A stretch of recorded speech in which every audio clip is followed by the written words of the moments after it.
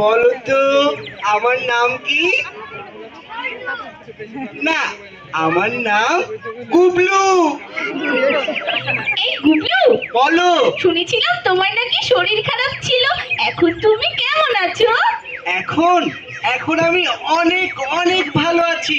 আমি এতদিন অসুস্থ ছিলাম বন্ধুরা, এই জন্যই তো তোমাদের সামনে আসতে পারিনি। তোমরা সবাই কেমন আছো? তাহলে জোরে একটা চিৎকার দাও, আরো জোরে। আচ্ছা গুবলু, তুমি কি রোজা রেখে অসুস্থ হয়ে গিয়েছিলে? না, আমি তাহলে যে গরম পড়েছে, আমি তো দিনে দুটো করে রোজা রাখি। ও আমি তো ঠান্ডা পানি খেয়ে অসুস্থ হয়ে গিয়েছিলাম।